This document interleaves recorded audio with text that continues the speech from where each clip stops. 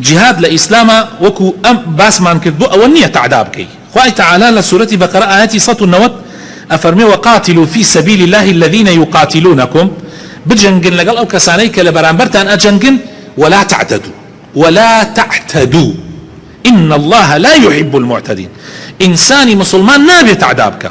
خواهي تعالى خوشي بو كساننا كتعداءك خوشي بو كسانينا تعداءك تنانت أواني كدجمن تانن أواني كحزيانش ليناكن إيوه نابي جهاد بكار بينن بود جاياتي كردني كساني كحزيان ليناكن وظلم اللي يبكن ظلم لإسلام حرامة برانبر بدجمنكتش أساسي همو ملكيكش عدالة داد برورية بو يا أخوة تعالى لسورة مائدة لدو شونا آياتي دو آياتي هشتش أما تأكيد كاتو أفرمي ولا يجرمنكم شنآن قوم على ألا تعدلوا اعدلوه أقرب للتقوى أما نكا قيمتان لزلام يكبيت حكم بلا سري بدنو يود صلاة دارن أو بيد صلاة حكم بنا سري أو ظلمي ليبكن خواهي تعالى ظلمي بينا أخوشا عدالة داد بروري بيادة بكن أول نزيك لتقوى ولأخوة ترسانوا نابي تعذابك نابي ظلم بكي خواهي تعالى برنامجك داناوا كتعداو الظلم قبولناك حتى كابرايك اگر تعداي شكر ظلمي شكر كوتا جيردا ستو نابي ظلمي ليبكي بس حقكي او حقيك بيويستا اگر عافي نكي حقكي خوي لي انكي تو لو زياتر بوتنيه لاسلام تو كسي هات برايك تي كشت اما مثلا زور جرينجا كسي هات برايك توي كشت برايك تي كشت لاسلام تو بوت هي بس او كسب كجيتوا أي مش أجر حكومة أبي حكومة بيكا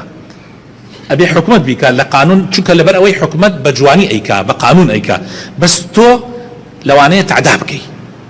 بوتنيا براي بكوجي بوتنيا آموزاي بكوجي بوتنيا كوري بكوجي بوتنيا باوكي بكوجي سير كان أم إسلامات شن جوانا أجر بيكي تو تعوان باري أو براتي كشتوا بلام نابي غي تجبري براكي او كشي ابي هر خوي مستحقي كشتنا طبعا اوقاتك مستحقي كشتنيشا اگر براكتي بنا حق كشتبه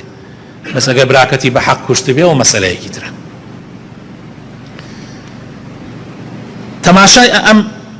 يقدو ديرا كوتايبه وتارك دينين بم حديثانا پیغمبر خاص الله صلى الله عليه وسلم بو جهاد پیغمبر خاص الله صلى الله عليه وسلم بو جهاد بيان الله انطلقوا بسم الله بكون الري بناوي خوا وبالله بناوي خوا بپشتیوانی بخوا بكون الري وعلى ملة رسول الله لسر ملة إسلام بكون الري آمان لا تقتلوا شيخا فانيا آمان بياوي بير نكجن ها ولا طفلا صغيرا منال نكجن ولا امرأة آفرت نكجن وأصلحوا شاكساز من لسر زويا وقوات الله وقوات إسلام آخر أجر يسبون من حكومتك توبي بولي تشاك ساز به أما مسألة كتير بس قواتك أين يري بود جنگ في بولي تشاك ساز به أما زور مهمة أما تشاك ساز به وأحسنوا أمان بردوام تشاك ويست به إن الله يحب المحسنين خواهي قولة تشاك سازان وتشاك ويستاني خوشوي لحديث كتير بيغمس الله صلى الله عليه وسلم أغزوا في سبيل الله كاتي غزاء كي بو جهاد الروي لبيناو خوابرو لبيناو نفسي خوتنا بو خوتنا لبر خاطر خوتنا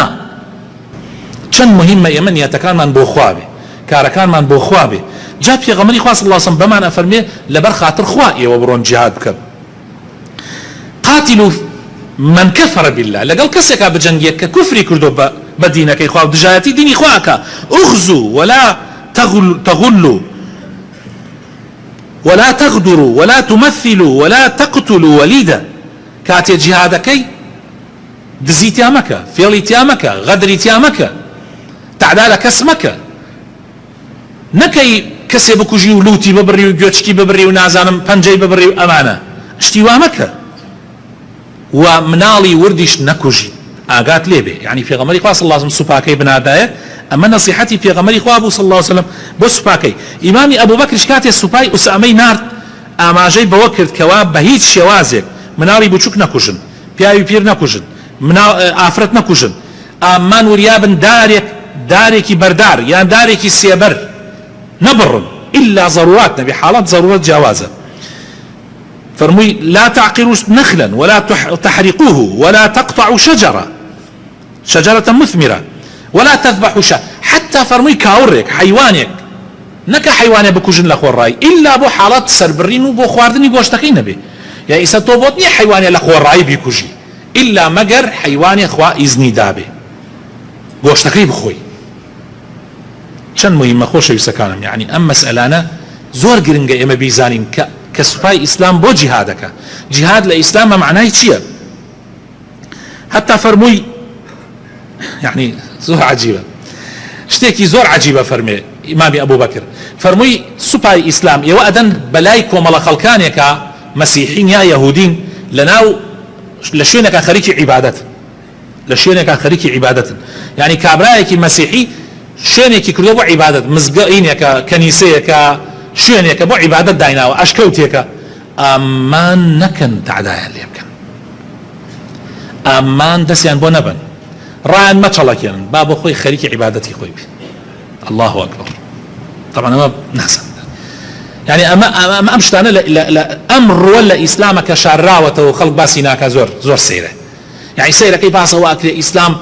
واو إسلام بشمشير هاتوا ولاتاني داير كلو إسلام شي كردو أو شمشير كإسلام